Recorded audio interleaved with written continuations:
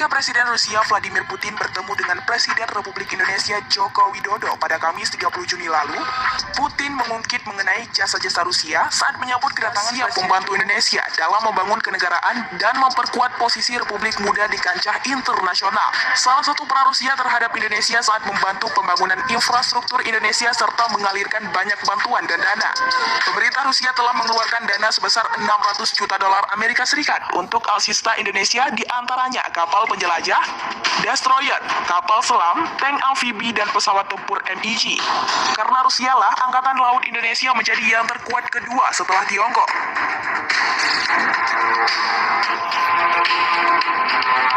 Pada waktu itu, Rusia juga banyak mengirim spesialis, insinyur, dan ahli konstruksi ke Indonesia.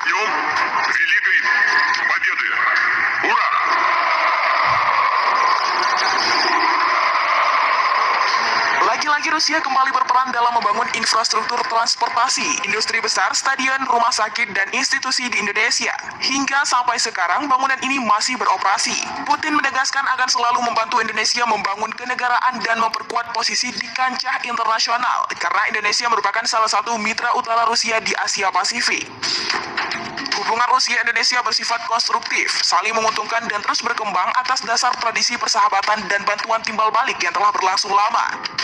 Kekaguman Rusia terhadap Kepulauan Nusantara dimulai semenjak abad ke-11. Hal ini diungkapkan oleh Dr. Sastra Indonesia dan Malaysia di School of Oriental and African Studies University of London, Inggris, Vladimir Ibragimsky. Namun, dalam buku Sahabat Lama Era Baru yang dimuat Tirto karya Tommy Lembang, diungkapkan bahwa kekaguman ini bersifat misterius, karena Rusia sendiri tidak tahu di mana Nusantara. Nusantara bagi masyarakat Rusia hanya mitos. Mitos ini berupa kepercayaan bahwa Kepulauan Nusantara sebagai Taman Eden yang memiliki kekayaan berupa emas dan batu berharga lainnya.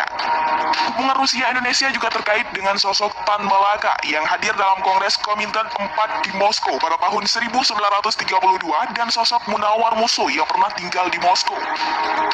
Ketika Indonesia merdeka pada 17 Agustus 1945, hubungan ideologis antara Rusia-Indonesia kembali muncul dengan menjadi negara yang mendukung kemerdekaan Indonesia. Rusia pernah mendapatkan M. Bakunin yang merupakan seorang konsul pertama di Batavia. Saat itu Indonesia masih dijajah Belanda. Ia memegang jabatan sebagai konsul pada periode 1894 hingga 1899. Pada sidang PBB tahun 1945 hingga 1947, Andrei Gromko yang melancarkan aksi gerakan mengecam Belanda yang melestarikan penjajahan di Indonesia. Media Rusia pun dipenuhi dengan berita tentang perjuangan pahlawan Indonesia menghadapi penjajah. Rusia juga mendukung kedaulatan dan kemerdekaan Indonesia yang merdeka, suarakan dalam beberapa forum internasional, seperti Konferensi Asia di Delhi pada 1949, serta pertemuan Dewan Ekonomi dan Sosial PBB tahun 1947 hingga 1948. Rusia mengaku kemerdekaan Indonesia secara de facto pada tahun 1948, kemudian pengakuan de jure ketika sekaligus pembukaan hubungan diplomatik Rusia-Indonesia pada tahun 1950.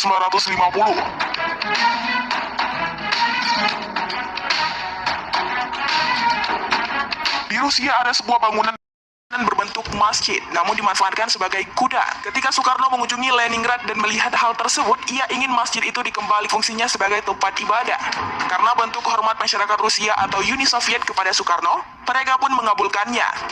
Hanya dalam waktu 10 hari setelah kunjungan Presiden Soekarno, bangunan itu kembali menjadi masjid yang saat ini dikenal dengan Central Moscow. Hubungan Rusia-Indonesia mulai pupus setelah peristiwa G30S karena orientasi pemerintahan Orde Baru yang dipimpin Soeharto berseberangan dengan pemerintahan yang lama.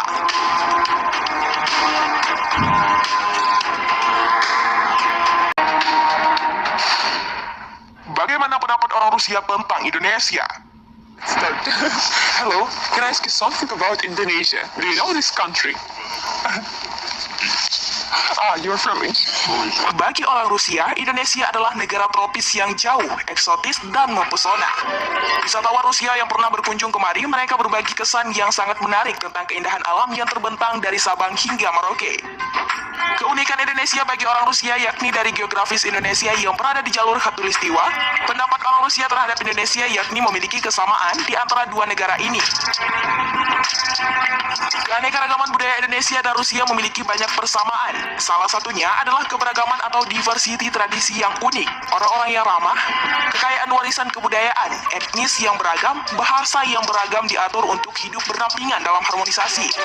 Indonesia dan Rusia mampu menunjukkan bahwa Islam dan agama lainnya dapat hidup berdampingan secara harmonis dan penuh toleransi. Di Rusia juga sama, mereka memiliki orang yang beragama Muslim, Kristen, Rusian Ortodok, Buddha. Inilah yang menciptakan keharmonisan yang meskipun berbeda-beda tetapi tetap satu. Indonesia memiliki citra positif di mata Rusia. Dengan pengetahuan yang terbatas, bagi sebagian orang-orang Rusia menganggap Indonesia masih misterius.